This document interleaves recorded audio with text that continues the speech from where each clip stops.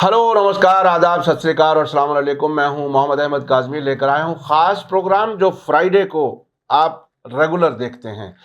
South Asia पर नज़र सैयद अली मुश्तबा के साथ। लेकिन इस बार आप देख रहे होंगे कि हमारे मेहमान स्काइप पर नहीं बल्कि हमारे स्टूडियो में हैं। आप चेन्नई में रहते हैं। सैयद अली मुश्तबा साहब, वेलकम है आपका। और आप स्टूडियो में आए उसके लिए हम आपको वेलकम करते हैं, खुशामदीद कहते हैं। और दिल्ली आने की वजह भी मैं बता दूं कि आपकी एक किताब है, changing nature of Indian state. ये किताब है, इसका रस्म इजरा यानी लॉन्चिंग सेरेमनी होने वाली है आज ही। जब आप इसको देख रहे हैं, आज शाम ही दिल्ली में हो रही है, गांधी पीस फाउंडेशन में, जिसमें काफ़ी बड़े लोग आ रहे हैं। उसकी रिपोर्ट हम आपको अलग से दिखाएंगे। आज जिन इश्यूज़ पर हम बात कर रहे हैं वो बहुत ही अहम है।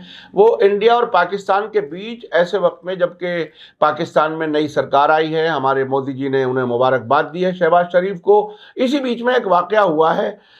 एक चीन से आता हुआ जहाज, समंदरी जहाज, जो पाकिस्तान जा रहा था, वो मुंबई में वो डॉक किया और वहाँ कुछ ऐसी चीज़ें पकड़ी हैं भारत की एजेंसियों ने जिसमें ये कहा गया है कि ये डुअल यूज़ के लिए शायद ये जो वहाँ का जो न्यूक्लियर प्रोग्राम है उसके लिए कोई चीज़ जा रही थी, इसलिए हमने रोका है।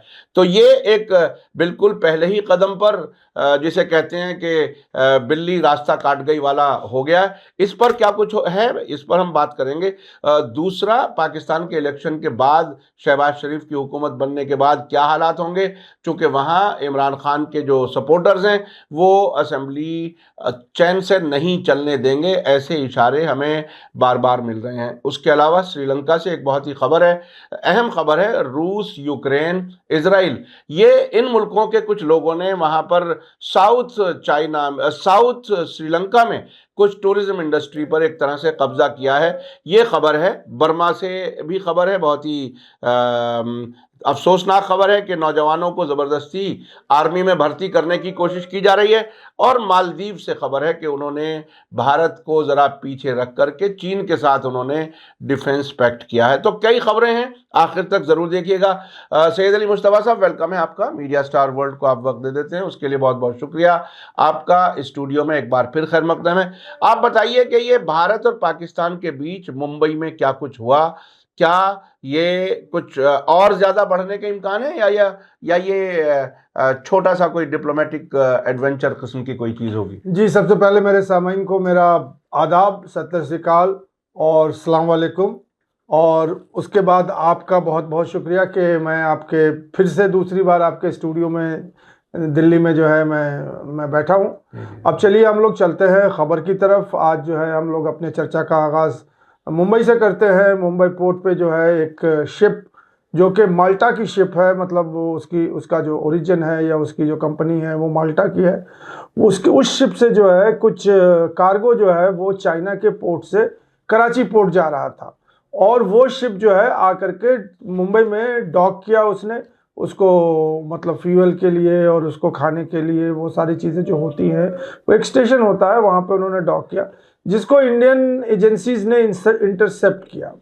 और उसके बाद उसको रोक लिया और उसकी सर्च की गई। बाकायदा जो है कुछ वीडियोस भी आए हैं जिसमें उनके जो कंटेनर्स थे उनको वहाँ से शिप से हटा करके बाहर जो है वो पोर्ट पे रखा गया और फिर उसकी सर्च हुई।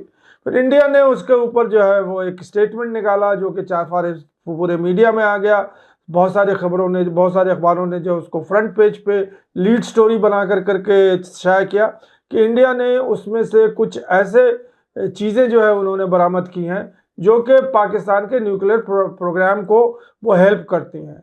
और इंडिया का कहना है कि डुअल यूज टेक्नोलॉजी होता है, वो कहने के लिए तो कुछ और होता है लेकिन एक्चुअली में उसको न्यूक्लियर प्रोग्राम। तो इंटरनेशनल एक कन्वेंशन है कि डुअल जो यूज टेक्नोलॉजी है उसके ऊपर भी पाबंदी है, क्योंकि नॉन प्रोलिफरेशन जो है वो मतलब एक बहुत बड़ा एजेंडा है ग्लोबल का। तो उसके लिए जो है वो इस तरह के जो है ट्रेड या इस तरह की जो है चीज़ें नहीं होती हैं। तो इंडिया ने बहुत ज़बरदस्त तरीके से उसको इंटरनेशनली फ्लैश किया कि पाकिस्तान ने जो है ये जो है ये काम कर रहे थे और उसके बाद जो है हमने इसको सीज किया है। तो ये एंटी पाकिस्तान या मतलब एंटी न्यूक्लियर प्रोलिफरेशन के लिए इन्होंने मतलब ये बात सामने आई। इसके बरक्स अब पाकिस्तान का भी रिएक्शन आ गया है। पाकिस्तान का रिएक्शन जो है वो बहुत ही मतलब मेजर्ड है।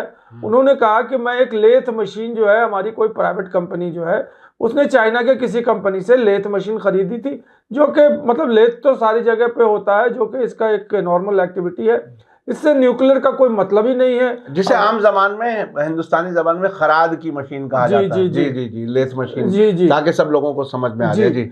और इसका जो है उसके बियॉन्ड, और ये जो है किसी इंडिविजुअल ने उसको मतलब इंपोर्ट किया वहां पर अपने दुकान में लगाने के लिए, अपने कारोबार में, अपने धंधे में, तो इसका तो कोई यूज ही नहीं है, उनका कहना है पाकिस्तानियों का। दूसरा जो एक और मौक़िफ़ उनकी तरफ से आया था कि अगर हम कोई न्यूक्लियर हथियार या न्यूक्लियर टेक्नोलॉजी और इस तरह की कोई चीज़ें अगर हम चाइना से इंपोर्ट करते तो हम बॉम्बे में आके क्यों डॉक करते, हम तो उसको सीधा लेके कराची ले जाते या किसी और पोर्ट में जो है उसको डॉक करा करके। सिटविट पोर्ट बगल में है, मतलब बहुत सारी पोर्टें हैं जो कि जिससे कि आप मतलब वहां तक जा सकते हैं चाइना से। तो ये बात उन्होंने कहा है, और उन्होंने फिर हिंदुस्तान को इस बात से कहा कि आप जो है वो पीस और मतलब उस तरफ नहीं जा रहे हैं, बल्कि फिर झगड़े की तरफ जो है आप जा रहे हैं, जो कि मतलब इस मतलब जो सिचुएशन है अभी साउथ एशिया का और सारी चीज़ों की तरफ, तो हमें तो पीस की तरफ जाना चाहिए, आप तो कन्फ्रंटेशन की तरफ लेके जा रहे हैं। तो यही खबर है। अच्छा, इसमें एक चीज़ और मैं समझना चाह रहा हूँ। देखिए, इंटरनेशनल पॉलिटिक्स को समझने में बहुत सी चीज़ें ऐसी होती हैं कि कभी कभी दो मुल्कों के लीडर्स भी पॉजिटिव होते हुए भी कहीं ना कहीं बीच में से कुछ ऐसे वाक़यात हो जाते हैं, उसमें फिर शक जाता है कहीं एजेंसियों में कहीं और इन्फ्लुएंस तो नहीं है बाहर का, या क्या कुछ है। चूँकि अभी शहबाज शरीफ प्राइम मिनिस्टर बने, साथ साथ नरेंद्र मोदी जी ने उनको मुबारकबाद दी, और उन्होंने भी काफ़ी पॉजिटिव बातें की हैं भारत के बारे में। ऐसे वक्त में ये खेल बिगाड़ने वाला कौन हो सकता है? देखिए, इसके बारे में हम लोग 2 मिनट के बाद बात करेंगे जब हम पाकिस्तान की सियासत की बात करेंगे। अभी जो मुझे ये समझ में आ रहा है कि ये जो है वो इंडिया में अभी इलेक्शन होने वाले हैं, अब 1 हफ्ते के अंदर अंदर या कुछ दिनों के अंदर अंदर इलेक्शन कमीशन जो है वो अनाउंस कर देगी डेट। तो ये सब चीज़ें जो है एंटी पाकिस्तान और ये एंटी कश्मीर और ये सब चीज़ें तो इलेक्शन का सेट मतलब फॉर्मूला होता है, एजेंडा होता है। हर इलेक्शन के पहले जो है कुछ ना कुछ शगुफा निकल जाता है जो कि एंटी पाकिस्तान हो जाता है, कभी उरी सर्जिकल स्ट्राइक हो जाता है, तो कभी कुछ हो जाता है। तो मुझे उसी कड़ी में ये जो है ये चीज़ समझ में आ रही है कि इससे जो है वो इंडिया की अपनी जो कॉन्स्टिट्यूंसी है भारतीय जनता पार्टी की, वो मजबूत हो रही है कि देखिए हमने पाकिस्तान का जो है जहाज़ पकड़ लिया और वहाँ न्यूक्लियर हथियार जा रहे थे तो हमारे एजेंसी वालों ने।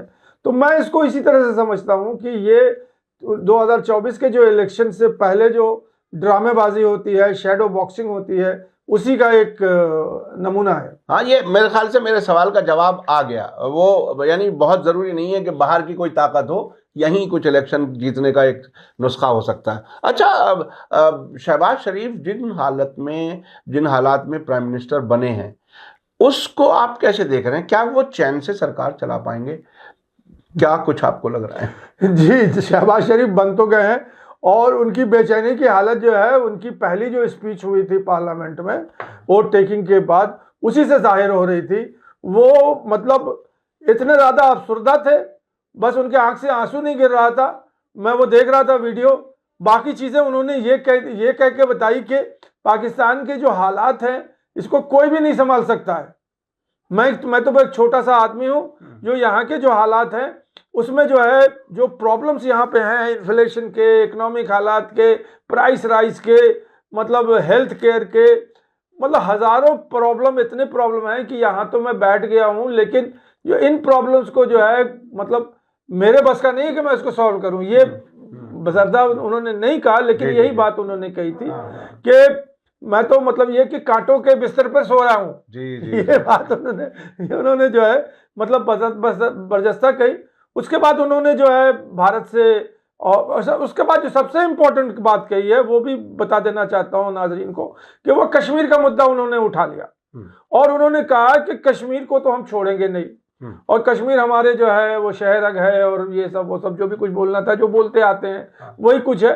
उसके बाद साथ साथ जो है उन्होंने पैलेस्टाइन का भी मसला उठाया उसमें, और एक और खबर जो है उन्होंने साथ में दी वो ये कि हम भारत से रिश्ते जो है बहाल करना चाहते हैं। तो अब बिना कश्मीर के भारत से रिश्ते कैसे बहाल करेंगे आप? ये भी तो बात है। हाँ, वो देखिए भारत का भी जो अब तक जो रवैया रहा है वो ये कि कश्मीर में जो क्रॉस बॉर्डर टेररिज्म है वो आप नहीं करेंगे वगैरह वगैरह, बहुत सी चीज़ें हैं।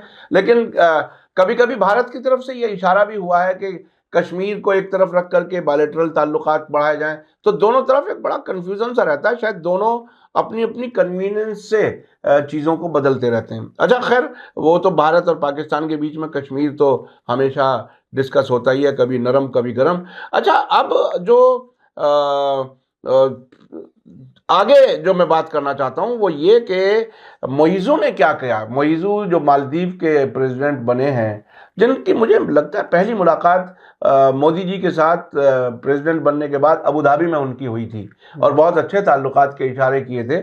लेकिन वो इंडिया आउट स्लोगन पर आए और अब वो इंडिया आउट एक तरह से अपने उस इलेक्शन के वादे को पूरा करते हुए चीन के साथ उन्होंने डिफेंस डील कर ली है। वो क्या कुछ है जी? मालदीव से दो खबरें हैं, इसको दोनों को मतलब एक साथ भी देख सकते हैं, अलग अलग भी देख सकते हैं।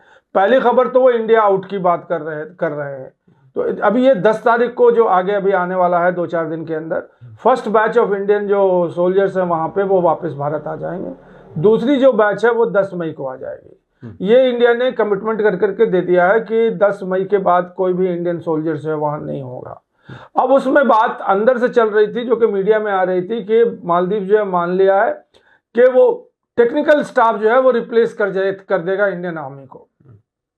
इसका खंडन किया मोइज़ू ने। उन्होंने कहा कि चाहे वो विथ यूनिफॉर्म हो और चाहे वो विदाउट यूनिफॉर्म हो, कोई भी इंडियन जो है वो वहां नहीं रहेगा। मतलब जो वहाँ पे टेक्निकल स्टाफ है या सोल्जर है, ये बात तो बिल्कुल क्लियर है। उन्होंने कहा इसमें कोई कंफ्यूजन नहीं है।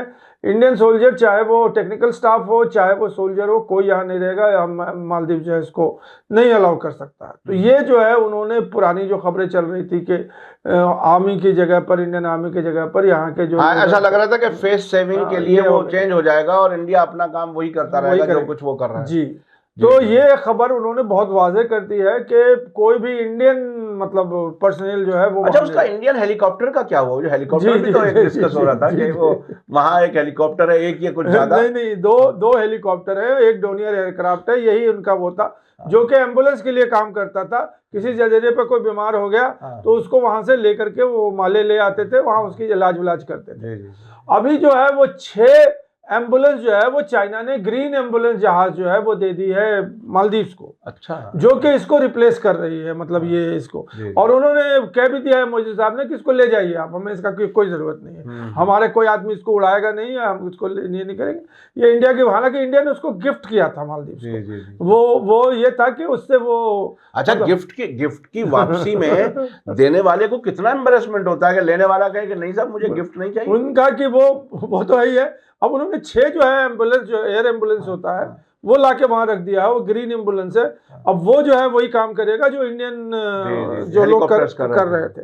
तो ये तो उसकी बात है। जो मेन बात है वो ये है कि मोइज़ू साहब ने मिलिट्री कॉपरेशन नहीं, मिलिट्री असिस्टेंस, इसकी संधि कर ली है वहां के डिफेंस मिनिस्टर से। और इनके यहाँ के जो फॉरेन मिनिस्टर हैं और जो डिफेंस मिनिस्टर हैं, सिविलियन जो लोग हैं, वो उनसे ये संधि कर ली है, जो कि भारत के लिए बहुत ही मतलब एक थ्रेट के टाइप की चीज है। लेकिन उन्होंने ये कर लिया है। तो इसका मतलब ये है कि अब जो है वो इंडिया के ऊपर वो अपनी मतलब निर्भर नहीं है, वो डिपेंडेंस नहीं है। यानी वो जो चीन का जहाज आया था वो ऐसा आया कि वो जैसे बारात से पहले एडवांस पार्टी उस तरह से आया। कहा तो ये जा रहा था कि वहां रिसर्च करने की भी इजाजत नहीं होगी, फिर उन्होंने वो इजाजत दे दी। अब एग्रीमेंट, तो ये क्या कुछ चीजें आखिरी मिनट तक भारत से छुपाई जा रही थी क्या? मतलब कभी कभी डिप्लोमेसी में ये भी होता है ना कि हम आखिर तक पता नहीं चलने देंगे। देखिए, इसके लार्जर एनालिसिस ये है कि चाइना और इंडिया के बीच में मालदीव को चूज करना है। तो जाहिर सी बात है कि चाइना एक राइजिंग पावर है on the global stage. India जो है वो भी राइजिंग पावर है, but only on the south Asian stage. लेकिन इमीडिएट नेबर है साहब, इमीडिएट नेबर है, वो तो है ही है। हाँ। लेकिन मालदीव का कैलकुलेशन ये है कि अगर हम चाइना के खीमे में रहेंगे तो हमें बड़ा मतलब बड़ा कन्वेंस मिलेगा, वो मिलेगा। अब इसमें एक बात और भी बता दूं मैं आपको कि जो टूरिज्म इंडस्ट्री है मालदीव की, वो टोटल इंडिया पे डिपेंडेंट है। अब ये जो मोइजू साहब आ गए और उसके बाद एंटी इंडिया और ये सब हो गया, तो अब ये 6 नंबर पे आ गए हैं। जो टूरिस्ट जो है अभी आज के डेट में इंडियन टूरिस्ट जो है वो 6 नंबर पे जा रहे हैं। और मालदीव ये चाह रहा है कि चाइना के जो टूरिस्ट हैं वो हमारे यहाँ है नंबर 1 पे। अब वो नंबर 1 पे पहुंच रहे हैं क्योंकि इंडिया पीछे चली गई है। और मालदीव में जाकर के उन्होंने मालदीव से जो अच्छा, इंडिया पीछे चली गई तो हमारे मोदी जी ने एक बयान दे दिया था लक्षद्वीप में जाकर के, उसके बाद कुछ हुआ तो उसमें हम कंपटीशन में तो हम खुद ही पीछे हटना चाह रहे थे शायद। नहीं, देखिए लक्षद्वीप को डेवलप करने में अभी टाइम लगेगा। अभी लक्षद्वीप जो है बहुत पीछे है। मालदीव तो अभी सेंटर स्टेज पर है। सारे दुनिया के लोग जो है वो मालदीव से हॉलीडे प्रीफर करते हैं। और पूरे मुंबई का फिल्म इंडस्ट्री जो है वो सैटरडे संडे को मालदीव में ही रहता है, क्योंकि उन्हें मतलब 5 दिन वो जब काम करते हैं तो उन्हें लगता है कि वहां जाकर के हम किसी रिजॉर्ट में जो है समुद्र के किनारे बैठे रहें और वहाँ आराम करें। और वहाँ सारी फैसिलिटीज हैं जो मतलब उसकी होती हैं, तो वो तो ऑलरेडी डेवलप्ड है। और मालदीव का ये है कि हमें टूरिस्ट चाहिए, चाहे इंडिया से आए चाहे चाइना से आए। तो वो चाइना में जा करके गली गली शहर शहर हर जगह जो है वो अनाउंस कर रहे हैं कि आप अपने टूरिस्ट को लाइए, हम ये कंसेशन देंगे वो कंसेशन देंगे। तो ये टूरिज्म का जो मैटर है ये भी एक बहुत बड़ा, और इंडिया जाहिर सी बात है कि जितनी पॉपुलेशन इंडिया की है उतनी पॉपुलेशन वहाँ की भी है। वहाँ के भी लोग जो है वो बहुत ज्यादा टूरिस्ट बाउंड है। तो वो टूरिज्म का भी चक्कर है, इसलिए भी वो ये यानी उन्हें टूरिज्म भी ज्यादा मिलेगा और डिफेंस जो है वो उनको सिक्योरिटी में भी उनकी मदद मिलेगी। और चाइना को भारत के खिलाफ वहां से साजिशें करने और सर्विलेंस करने का भी एक अच्छा और अमेरिका के खिलाफ भी, हाँ, अमेरिका के खिलाफ भी जो है, क्योंकि वो बहुत बड़ा स्ट्रेटेजिक पोजीशन है जिसको अमेरिका कंट्रोल करना चाहता है, चाहे वो डायरेक्टली कंट्रोल करे या भारत की तरह से कंट्रोल करे। तो वो तो अब ये आ गया है कि वो चाइना के कैंप में। अच्छा, समंदरों पर जो कंट्रोल करने की जो पॉलिटिक्स है उसी का क्या उसी का हिस्सा है ये श्रीलंका, साउथ श्रीलंका में टूरिज्म इंडस्ट्री को रशिया, यूक्रेन, इजराइल वो कंट्रोल करने का, उनको इतना कंट्रोल करने के लोकल्स को शिकायत हो गई है, मतलब विजिबल अब नजर आ गया है। तो ये सारा समंदर को कंट्रोल करने के लिए अलग अलग तरीकों से टूरिज्म भी एक रास्ता तो है कि उसमें खुफिया भी जा सकते हैं, उसमें सब लोग जा सकते हैं। तो क्या ये इलाका इतना क्यों इम्पोर्टेंट बनता है? नहीं, देखिए हम लोग अब श्रीलंका की बात कर रहे हैं, तो इसको समझने के लिए आप ये समझिए कि श्रीलंका जैसे मालदीव है वो भी टूरिस्ट मतलब एक कंट्री है जो कि टूरिज्म के ऊपर है, और हजारों लाखों के तादाद में जो है टूरिस्ट वहाँ आते हैं, और इंडियन टूरिस्ट भी जाते हैं और वेस्टर्न टूरिस्ट भी आते हैं। अब जो खबर पे आई है वो खबर ये है कि जो सदर्न श्रीलंका है, क्योंकि श्रीलंका जो है वो तो एक आइलैंड है, उसके चारों तरफ जो है समुंदर है, और जो सदर्न श्रीलंका है वो ज्यादा डेवलप्ड है बनस्बत के नदर श्रीलंका पे, जहाँ पे हमारे तमिल लोग रहते हैं, और जो है वहाँ पे यानी उत्तर में इतना डेवलपमेंट और विकास नहीं है जितना दक्षिण में है, साउथ में। जी, और वो पहले से ही डेवलप्ड है, सारी चीजें उनकी मतलब वो सेट है वहाँ पे। तो अब जो खबर वो ये है कि ये इजरायली, रशियन और यूक्रेनियन जो है ये लोग वहां आ गए हैं। उन्होंने अपने होटल खोल लिए हैं, उन्होंने अपने रिजॉर्ट खोल लिए हैं, उन्होंने अपने बंदों को भी बुला लिए हैं यहाँ, जो उनके वर्कर वगैरह होते हैं। अब इन्होंने क्या किया है कि वहां से वो टूरिस्ट को भी लाते हैं, वहीं से मार्केटिंग करके, और उनको यहाँ पे जो है रिजॉर्ट में और इसमें सी बीच में और पाम ट्री के नीचे और झूला लगा करके और तरह तरह के जो टूरिज्म के चीज होती है। अब इसमें जो मेन चीज है कि जो श्रीलंका के नागरिक हैं, ज्यादातर सिनाला हैं जो सदर्न टेरिटरी, वो इसमें आउट है। वो उसमें उनको कोई पैसे नहीं मिलते हैं डेली, मतलब वो मजदूरी भी नहीं मिलती है, वो मजदूरी भी जो है उन्होंने छीन ली है। यहाँ तक के ये है कि कोलंबो से भी खबर आई थी कि वहां इन लोगों ने, रशियन ने एक ऑल वाइट नाइट क्लब खोला हुआ है। अच्छा, जिसमें सिर्फ वाइट ही जा सकते हैं, दूसरा कोई नहीं जा सकता, यानी सिर्फ गोरे जाएंगे। और वो है श्रीलंका के अंदर। जी। तो अब आप बताइए, अब इसका जो है फर्दर ये है कि अभी तो अडॉक सरकार चल रही है रनिल विक्रमसिंघे की, तो ये तो चली रही है, इलेक्शन वहाँ ड्यू है, वो काफ़ी टाइम से, अभी उन्होंने अनाउंस किया था कि अक्टूबर में होगा, उनके पास पैसे नहीं है, तो अब उन्होंने कहा कि अक्टूबर में भी नहीं होगा, अगले साल वो इलेक्शन होगा अर्ली जनवरी के आसपास। तो ये मुद्दा जो है बहुत पहले, जब भी जो भी नया प्राइम मिनिस्टर बनेगा या जो भी वहाँ का जी सरकार बनेगी, तो उन्होंने ये कहा कि ये आएगा और ये सारी चीज़ों को हम बंद कर देंगे। इस हवाले से मैं एक चीज़ और बताना चाहता हूँ कि मैंने कुछ वर्ल्ड ट्रैवल किया है।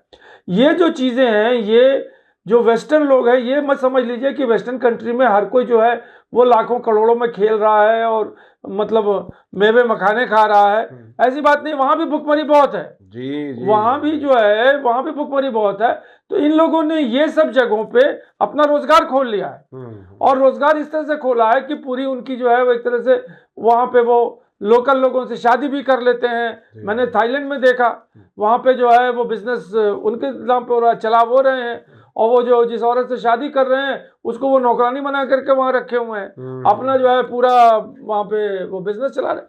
तो ये सब चीजें जो हैं बहुत सारे मतलब जरूरी नहीं है कि जितने भी वाइट लोगों के मुल्क हैं वहाँ सब जगह खुशहाली है। और खास तौर पे अभी यूक्रेन जंग शुरू होने के बाद तो ऐसी रिपोर्टें लंदन जैसे शहर से आई जहाँ से दुनिया भर से लोग जाते थे कि लोग एक टाइम का खाना स्किप कर रहे हैं। मुझे एक वाकया याद आ गया आपसे बात करते हुए। एक बार मैं दुबई से लंदन फ्लाई कर रहा था और उसमें एक अंग्रेज मेरे बराबर में बैठा था जो दुबई में काम करता था, इत्तेफाक से एमिरेट एयरलाइंस में ही। तो मैंने उससे कहा कि यार हमारे यहाँ से तो सारे लोग आपके मुल्कों में जाते हैं काम करने के लिए, आप वहाँ से इधर आते हैं, क्या क्या वजह है? तो वो मौसम की बात कह करके उसने मुझे टहला दिया। लेकिन मुझे मालूम है कि अरब मुल्कों में एशियन जो वर्कर्स हैं और यूरोप और अमेरिका से आने वाले हैं, उनकी सैलरी कई गुना डिफरेंस है, तो वो लोग बाकायदा नौकरी के लिए अरब मुल्कों में भी आते हैं। तो ये श्रीलंका में भी आकर के अपना कारोबार चला रहे हैं, तो ये उनका अपना बहरहाल एक ज़िंदगी जीने का तरीका है। अच्छा, अब मैं जो समझना चाहता हूँ, बर्मा में क्या कुछ हो रहा है? बर्मा से पिछली बार हमारे साथ आपने डिस्कस किया था कि वहाँ जो रोहिंग्या यानी मुस्लिम्स भी को भी फौज में भर्ती किया जा रहा है। वही फौज जिसने रोहिंग्याज को रखीन सूबे से ऐसा मार मार के निकाला कि अब तक लाखों की तादाद में वो बांग्लादेश और कई और मुल्कों में है। वो क्या खबर है कि वो फौज में भर्ती का सिलसिला कैसा है? जी, वो हम लोगों ने पिछली बार भी डिस्कस किया था। वहाँ पे गवर्नमेंट ने, जो मिलिट्री गवर्नमेंट ने है, उसने जो है लॉ पास कर दिया है कि हर 20 साल के ऊपर का लड़का या लड़की उसको 4 साल के लिए फौज में कंपलसरी मतलब सर्विस करनी है, और अगर आप नहीं करेंगे तो आपको जेल हो जाएगा। तो ये खबर तो हमने दे दी थी। अब उसके आगे की खबर ये है कि अब मिलिट्री जो है वो इतनी बुखला गई है और उनके यहाँ से डिजर्शन हो रहे हैं लोग, जो है मिलिट्री छोड़ करके जो डेमोक्रेटिक आर्म स्ट्रगल चल रहा है उसमें उन्होंने मतलब ज्वाइन कर लिया है। तो उनकी जो मिलिट्री की तादाद है वो बहुत कम से कम होती जा रही है। तो अब इन्होंने कंपलसरी जो है मिलिट्री ट्रेनिंग और फाइटिंग के लिए उन्होंने लड़कों को जो है कहा कि आप आइए। अब वो लड़के जाना नहीं चाहते हैं, वो अवॉइड करना चाहते हैं। तो अब मिलिट्री जो है उनके घरों पे नॉक कर रही है, उनको निकाल रही है, उनसे कह रही है कि चलिए अब आप। तो एक खलबली मच गई है पूरे, मतलब जो यूथ है वहाँ के, जो कि मतलब बहुत ये हैं। तो दो चीज़ें हो रही हैं, एक तो वो लोग भाग रहे हैं वहाँ से और भाग करके दूसरे मुल्क में जो है वो पनाह ले रहे हैं, जो कि थाईलैंड एक बहुत बड़ी जगह है। और उसके बाद दूसरा जो है वो हमारा नॉर्थ ईस्ट है, यहाँ भी लोग आ रहे हैं। बल्कि मणिपुर में जो चिन लोग हैं उधर, वो इधर भी हैं मणिपुरी, वो मिजोरम में, उधर जो है वो चिन स्टेट है, इधर मिजोरम स्टेट है। लोग दोनों एक हैं, दोनों की एथनिक ग्रुप एक है, दोनों की लैंग्वेज एक है। वहां से जो है लोग आकर के यहाँ 40,000 से ऊपर जो है लोग आके बैठे हुए हैं। दिल्ली सरकार कह रही है कि उनको भगा दो, उनका आगे हम भगा नहीं सकते हैं। उनको बाकायदा जैसे घर में शरणार्थी की तरह उनको रख रहे हैं वैसे। तो यहाँ पे वहां से लोग जो हैं वो दूसरे स्टेट पे जा रहे हैं। दूसरी बात यह है कि जिसको अवॉइड करने के लिए कि हमको जो है आप फौज में ना ले जाएं, तो वहां पे अब करप्शन शुरू हो गया है। आप इतने पैसे दे दो आर्मी को, आर्मी जो आगे निकल लेगी, आपका नाम नहीं लिखेगी अपने रजिस्टर में। तो इससे अब जो बर्मा के आर्मी है उनकी नौकरी खुल गई है या उनकी कमाई खुल गई है।